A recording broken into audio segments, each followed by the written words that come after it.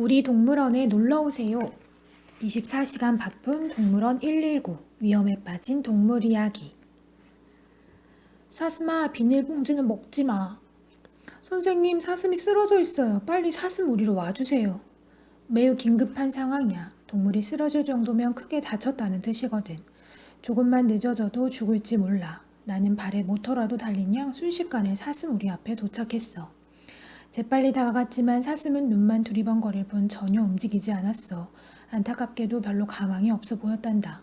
뿔이 길게 자란 4살 배기 숫사슴인데 한창 번식철이라 아마 다른 숫사슴의 뿔에 찔린 모양이야.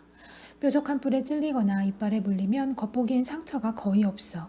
하지만 부검해보면 피부에서 근육까지 찢어져 있고 심한 경우 갈비뼈 사이에 구멍이 뚫려 있기도 해. 그러면 숨을 제대로 못 쉬어서 곧 죽고 말아.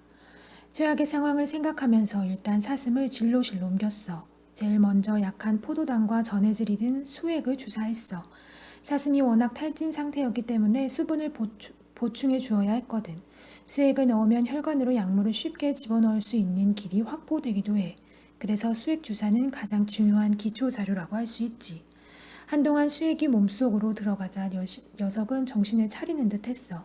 고개를 들고 반항까지 하는 거야. 나는 한시름 놓고 사슴을 편한 자세로 눕힌 뒤 밖에 나갔다 왔어. 하지만 다시 들어가 보니 사슴은 정성껏 치료한 보람도 없이 죽어 있는 거야. 잠시나마 희망을 가졌던 마음이 무너지는 것 같았단다. 나는 사슴의 심장이 멈출 건 최종적으로 확인하고 나서 치료실로 옮겨 부검을 시작했어. 역시 갈비뼈 양쪽에 구멍이 크게 났고 근육은 검붉게 멍들어 있었단다.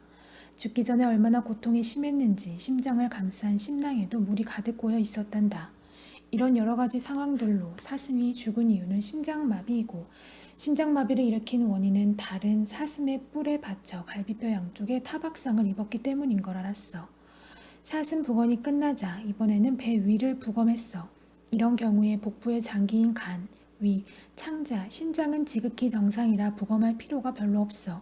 하지만 부검은 형식적으로나마 순서대로 진행해야 했기 때문에 복부 부검을 한 거야. 그런데 위장을 만져보니 무언가 크고 딱딱한 덩어리가 만져졌어. 사슴 같은 초식 동물은 위장이 고무처럼 말랑말랑해야 정상이야. 난 고개를 갸웃거리며 위를 칼로 잘랐어. 그랬더니 무엇이 나온 줄 아니? 바로 커다란 비닐 뭉치가 잇따라 나오는 거야. 도저히 사슴이 먹었다고는 상상할 수 없을 정도로 크고 많은 비닐 뭉치였어.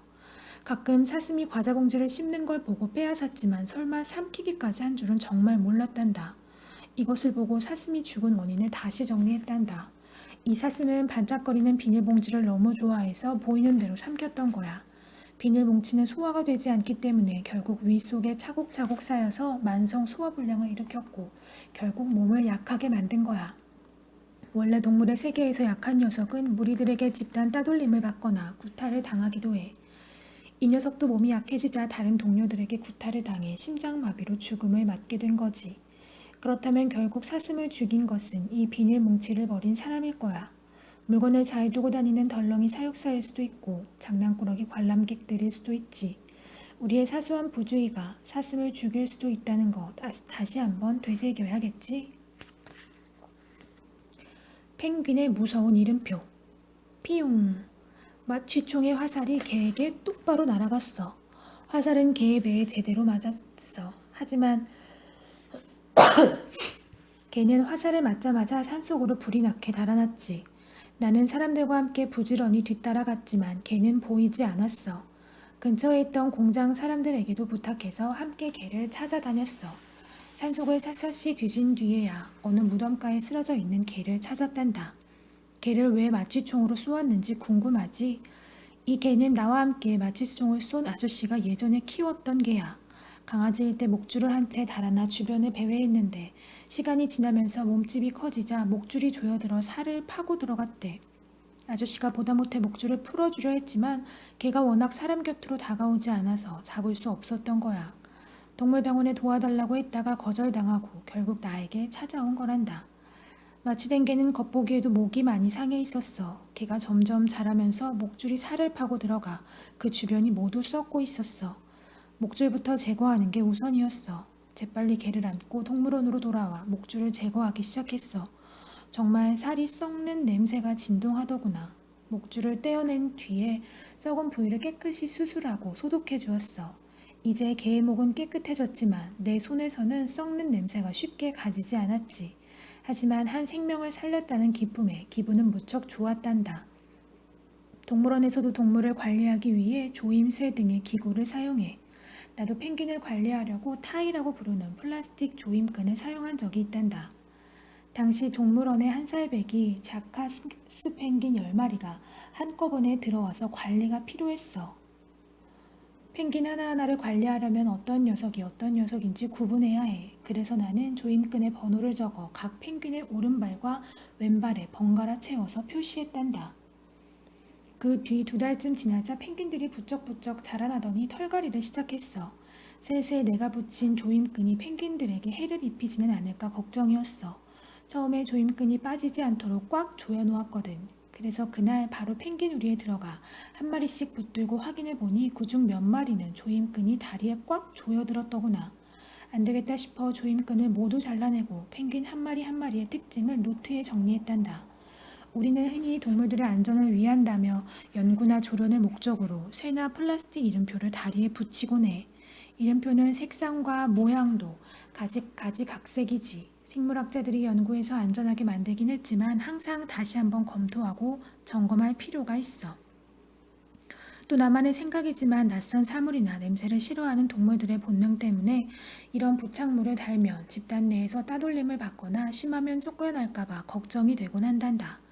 당연히 이 기구들은 잘 관리하면 편리하고 동물들의 안전에도 한몫하지만 조금만 소홀히 하면 동물들에게 치명적인 상처를 입힐 수 있다는 걸 잊지 마. 귀한 손님, 철새의 죽음. 근무 중이던 어느 일요일 오후 동물원으로 전화가 걸려왔어. 저는 저수지에서 낚시를 하던 사람인데요. 주위에 가창오리처럼 보이는 새들이 죽어 있어요. 한 20마리 정도 되는데 아직 한 마리는 살아서 비틀거려요. 어떻게 할까요? 그럼 일단 가만히 놔두시고 인근 행정기관에 연락하세요. 마음은 아팠지만 내가 당장 할 수 있는 일이 없어서 이렇게만 말하고 전화를 끊었어. 그런데 잠시 뒤 전화벨이 또 울렸어. 아까 전화했던 사람인데요. 휴일이라 연락이 안 되네요. 119에 신고하셔도 될 텐데. 119를 기다리면 또 시간이 걸릴 테니 제가 직접 데리고 갈게요. 새가 금방이라도 죽을 것 같아서요. 아저씨는 미처 내가 대답을 하기도 전에 꼭 기다리란 말을 덧붙이고 전화를 끊어버렸어. 얼마쯤 지난 뒤 누군가가 사무실 문을 두드렸어. 한 아저씨가 아까 전화했던 사람이라며 자신을 소개한 뒤 비실거리는 새를 책상 위에 내려놓고 꼭 살려달라고 당부하고 돌아갔지. 아픈 새를 살펴보니 가창오리는 아니고 철새들 중에 귀한 손님에 속하는 큰 기러기였지. 이런 큰 기러기는 저수지 같은 작은 호숫가에는 잘 나타나지 않아. 아마 정기적으로 이동하던 중에 쉬려고 잠깐 내린 모양이야. 귀한 손님이라 꼭 살리고 싶었지만 큰 기러기는 계속 흐느적거리며 힘들어하다가 1시간도 채 안 돼서 죽어버렸어. 겉으론 상처도 없고 영양 상태도 좋아 보이는데 집단적으로 폐사했다니. 급성 중독이 가장 의심스러웠어. 급성 중독이란 짧은 시간에 독 등의 유독 물질에 중독되는 걸 말해. 원인은 2가지 정도로 추측할 수 있어. 첫 번째는 누군가가 벽시에 약물을 섞어 의도적으로 뿌린 거야. 간혹 철새들이 농사를 망친다며 벼를 보호하려고 약물을 뿌리는 농부들이 있어. 이런 경우에는 주로 청산가리를 쓰는데 요즘에는 구하기가 힘들어. 그리고 청산가리의 독성은 바로 나타나기 때문에 의도적으로 동물을 죽였다면 이렇게 그냥 버려두었을 리는 없어. 두 번째는 우연일 수도 있어. 함부로 버린 농약병에서 농약이 흘러나와 땅바닥에 있던 벽시에 스며든 거지. 이 벽시를 배고픈 큰 기러기들이 주워 먹고 밤새 괴로워하다가 서서히 죽어간 거야. 큰 기러기를 부검해보니 역시 위에서 파랗게 색이 변한 벽시들이 나왔어. 벽시들이 주로 식도 쪽에 몰린 것으로 보아 토해내려고 애썼던 모양이야. 분명 큰 기러기들은 죽기 전까지 무척이나 괴로웠을 거야. 난 2번째 원인이 맞을 거라고 확신했지. 보통의 정상적인 새들이라면 의심스러운 벽시는 쳐다보지 않아. 하지만 이동하던 철새들은 워낙 에너지 소비가 커서 배가 몹시 고팠을 거야. 그러던 차에 우연히 벽시를 발견하고 우두머리가 덥석 집어먹자 모두들 따라서 먹었을 거야. 이렇게 추리하고 보니 내가 꼭 탐정이 된 기분이야. 하지만 이런 상황은 동물을 부검해 본 수의사라면 누구나 쉽게 추리할 수 있어. 큰 기러기가 죽어서 안타까웠지만 사실 처음 도착했을 때부터 얼마 살지 못할 거라고 생각했어. 이런 경우에는 살아날 가망이 약 10%도 없어. 약물에 중독된 동물에게는 신경 안정제나 진정제를 주사해. 하지만 이마저도 주사를 놓는 사이 죽어버리는 경우가 대부분이야. 그런 경우에 도리어 수의사들이 돌팔이로 오해를 받기도 한단다. 그래서 차라리 하루 동안은 그냥 지켜보는 방법을 택하지. 큰 차이는 없지만 섣불리 치료하기보다 오히려 급하니 나을 때도 있거든. 무엇보다 좋은 방법은 현장에서 바로 치료하는 거야. 주로 신경을 마비시키는 농약 중독은 호흡근이나 심장 근육을 약하게 만들기 때문에 수송 도중에 더욱 나빠질 수도 있거든. 그래서 처음에 전화가 왔을 때부터 가까운 행정기관이나 119에 연락하라고 했던 거란다. 그런데 사실 우리나라의 수많은 행정기관 중에 철새를 치료할 전문 능력을 갖춘 곳은 손꼽기도 힘들어. 그러니 이런 안타까운 일은 계속 반복될 수밖에 없지. 오랜만에 우리나라를 찾아온 귀한 손님들이 이렇게 허무하게 죽는 일이 빈번할 수밖에 없는 거야. 야생동물 보호에 대한 정책은 많지만 이를 뒷받침해줄 행정기관도 전문가도 부족한 게 현실이란다. 가끔 이렇게 퍼덕거리며 안타깝게 죽어가는 귀한 생명을 볼 때면 그저 지켜볼 수밖에 없는 내 자신이 너무 부끄러워. 또 누군가가 무심히 버린 농약병을 보면 원망스럽고 안타까워진단다. 야금야금 동물들도 과자를 좋아해. 가을이면 산에서 밤을 줍는 재미를 빼놓을 수 없지. 난 언젠가 욕심껏 밤을 줍다가 벌을 쏘여서 크게 혼난 적도 있단다. 그때는 20방을 넘게 쏘여 병원에 입원할 정도였어. 그렇지만 밤 죽기가 너무 재미있어 가을이면 또 산에 오르곤 하지. 다람쥐를 생각해서 밤을 조금만 주우려 해도 어느새 바지 주머니에 밤알이 가득 차더라고. 볼록해진 주머니를 만지작거리며 신나게 사무실로 돌아오는 길에 원숭이 사육장 옆을 지나쳤어. 평소에도 원숭이를 보면 친근하게 느껴져 꼭 한 번씩은 돌아보곤 했거든. 그런데 오늘은 주머니에 밤알까지 한가득 들었으니 가던 걸음이 딱 멈춰졌지. 사육장 안에서 반갑게 아는 채 아는 침팬지의 입에 밤을 한 톨 넣어주었어. 침팬지는 밤을 난생 처음 먹어보았을 텐데 이빨로 껍질을 까서 뱉고 하얀 알맹이만 먹는 거야. 마치 껍질은 떫고 맛이 없어서 먹을 수 없다는 걸 예전부터 아는 것처럼 말이야. 원숭이도 사람처럼 밤 껍질은 떫어서 먹지 않는 걸까? 나는 궁금한 마음에 종류가 다른 원숭이들에게도 밤을 한 톨씩 건네보았어. 그랬더니 대부분의 원숭이들이 침팬지와 똑같은 방법으로 속껍질 까서 버리는 거야. 원숭이들도 사람처럼 밤 껍질은 떫게, 밤 알맹이는 달고 고소하게 느끼는 것 같았어. 그렇다면 다른 동물들은 밤 껍질의 맛을 어떻게 생각할까? 이런 호기심이 들기 시작하니까 궁금해서 참을 수가 없더라고. 그래서 바로 사슴 사육장으로 가서 사슴들에게 밤을 몇 개 던져주었어. 사슴들은 원숭이들과는 달리 킁킁 냄새를 맡더니 밤알을 그대로 우두둑 씹어 먹었어. 떫은 밤 껍질쯤은 아랑곳 없다는 듯이 말이지. 이번에는 먹보로 소문난 당나귀에게도 밤을 주었어. 당나귀도 사슴처럼 밤알을 입에 넣고는 그대로 우적우적 씹어 먹더구나. 동물마다 맛을 다르게 느끼는구나. 나는 새삼 동물들의 세계는 참 재미있다는 생각이 들었단다. 그런데 이렇게 입맛이 다른 동물들도 한결같이 침을 흘리며 좋아하는 음식이 한 가지 있어. 그것은 바로 과자야. 과자는 대부분의 사람들도 좋아하잖아. 온갖 종류의 동물들도 마찬가지로 좋아해. 원숭이, 사슴, 심지어 오소리와 너구리, 새들마저도 과자를 즐겨 먹어. 밤 껍질의 맛은 서로 다르게 느꼈던 동물들이 과자는 한결같이 좋아하니 참 신기하지? 그런데 동물들이 과자를 좋아하게 되면 여러 가지 병이 생겨. 비만이나 충치, 심지어 각종 성인병까지 앓는단다. 사람들만 병에 걸리는 게 아니거든. 더군다나 동물들은 사람보다 판단력과 자제력이 약하기 때문에 계속 과자만 먹기를 바라고 원래의 입맛을 잃어버리는 경우도 많아. 동물들의 입맛이 다 다르게 태어난 데에는 그만한 이유가 있는데도 자신들에게 좋은 음식을 먹지 않으려 하니 참 큰일이지. 이런 여러 가지 문제를 알지만 동물들이 그토록 좋아하는 과자를 못 먹게 말리기도, 사람들이 동물들에게 과자를 던지는 것을 막기도 상당히 어려워. 그래서 사람들이 던져주는 과자를 즐겁게 받아먹는 동물들을 어쩔 수 없이 지켜보고만 있단다. 이런저런 생각을 하면서 사무실에 도착해서야 주머니에 밤이 한 톨도 남지 않는 것을 알았어. 바지 주머니는 이렇게 가벼운데 왜 내 마음은 이렇게 무거운 걸까? 정말 오소리는 물을 싫어해? 어휴, 더워. 하늘에서 거대한 온풍기를 틀어놓은 것 같아. 하루 종일 부채질을 하고 시원한 곳을 찾아 두리번거리느라고 목이 다 아플 지경이야. 왜 이렇게 더운 거야? 혹시 사무실도 온풍기를 잘못 튼 거 아니야? 혼자 중얼거리면서 시원한 물 한 잔을 쭉 들이켰어. 요즘 들어 더위가 점점 심해져. 하지만 덥다고 시원한 사무실에만 앉아 있을 수는 없어서 사육장 순찰에 나섰지.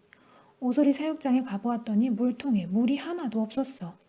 오소리가 그새 물을 모두 먹어 치웠나? 사육사 아저씨가 물 주는 걸 잊어버렸나?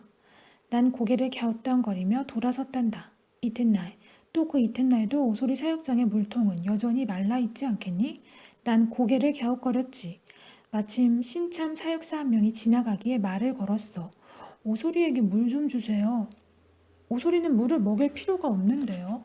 나는 깜짝 놀라서 물어보았지. 네? 아니, 누가 그런 말을 했어요?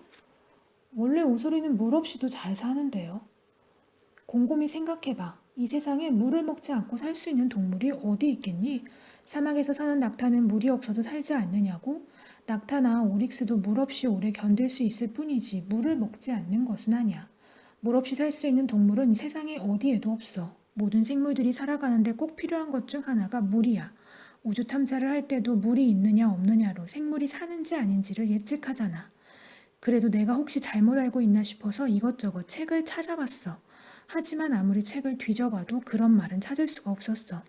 우리는 가끔 그럴 거야 라고 생각하거나 누가 그러더라 라는 말만 믿고 정말 그럴 거라고 단정하는 경우가 많아. 특히 자신의 경험이 많아질수록 스스로 아는 게 모두 옳다고 여기고 남들에게도 그것을 강요하지. 하지만 경험에서 얻은 지식이 전부 옳지는 않기 때문에 항상 옳은지 틀린지 점검해 볼 필요가 있어. 언젠가 한 번은 아시는 분이 살무사 한 쌍을 잡아왔어. 한 마리를 잡기도 힘든데 두 마리씩이나 잡다니 아마 한창 짝짓는 시기였던 모양이야. 그분 손에 있으면 살무사가 곧 술병에 담길 것 같아서 계획에도 없는 전시의 핑계를 대며 녀석들을 달라고 간청했지. 아저씨, 동물원에서 한국 토종 뱀 전시회를 할 건데요. 이 뱀들을 좀 주시면 안 될까요? 에이, 어차피 가둬놓으면 얼마 못 살 텐데. 제가 한번 잘 길러볼게요. 부탁드려요. 그럼 한번 길러봐요. 결국 아저씨는 내게 살모사를 주셨단다. 녀석들이 정말 금방 죽으면 어쩌나 막 가슴 졸이면서 일단 수족관에 넣어놨어. 그랬더니 며칠을 못 살기는커녕 얼마 지나지 않아 암컷이 새끼를 10마리나 낳았어. 어찌나 놀랍고 기쁘던지. 혹시 살모사라는 이름에 얽힌 이야기를 들은 적이 있니? 살무사는 살모사라고도 불리는데 어미를 죽이는 뱀이라는 이름 뜻 때문인지 태어날 때 어미배를 뚫고 나온다. 그래서 어미는 곧 죽는다. 혹은 태어나자마자 어미를 먹어 치운다 등의 이야기가 떠돌았어. 무서운 독사인데다 그런 이야기까지 보태지니 더 소름 끼치지 않니? 그렇다면 수족관의 살무사들은 어떻게 될까? 나는 설마 하는 심정으로 우려스럽게 지켜보았단다. 며칠이 지나도 어미와 새끼 모두 멀쩡히 잘 살아있더구나. 모두 잘못 알려진 속설이 지나지 않았던 거야. 모든 뱀이 알을 낳는데 반해 살무사는 몸속에서 알을 품고 그 알에서 새끼가 깨어나니까 다른 뱀들과 달라서 무시무시한 이름이 붙여진 것 같아. 이번 오소리 사건이나 살무사 이야기 외에도 이런 경우는 많단다. 홍학은 새우가루를 먹어야 빛깔이 예뻐진다며 사료에 빨간색 새우가루를 넣는 경우가 많았어. 하지만 사료에서 새우가루를 빼도 깃털이 빛깔 하나 변하지 않고 예쁘게 잘 자라던걸. 그리고 북극곰은 기생충이 생길 위험을 방지하기 위해 꼭 삶은 닭을 먹이다가 영양가가 더 풍부한 생닭과 구충제를 함께 먹여도 전혀 이상이 없었어. 마치 유령처럼 우리 주변을 떠도는 동물에 대한 잘못된 속설이나 고정관념이 너무 많아. 어디서부터 시작된 말인지 또 왜 그런 이야기가 나왔는지 근거가 없는 경우가 대부분이지. 너희도 한번 생각해봐. 개나 토끼 등 동물을 키울 때 혹시 이런 말을 들어봤니? 토끼에게 물을 먹이거나 개에게 닭뼈를 먹이면 죽는다. 뭐 그런 비슷한 이야기들 말이야. 만약 토끼에게 물을 안 주고 먹이만 주면 배탈이 심한 변비에 걸릴 수 있단다. 또 개에게도 튀기거나 삶은 닭뼈를 주는 건 괜찮아. 대개 옛날부터 전해지는 토끼에게 젖은 풀을 주지 말라거나 붕어에게 먹이를 주지 말라는 이야기들은 동물에게 도를 넘는 행동을 하지 못하게 하려던 의도에서 나온 거야. 이렇게 잘못된 이야기를 믿었다가 키우던 동물이 혹 잘못된 일은 없었니? 조금이라도 의심스러운 말은 한 번쯤 사실을 알아보고 찾아보는 게 우선이겠지. 동물을 진심으로 사랑한다면 말이야.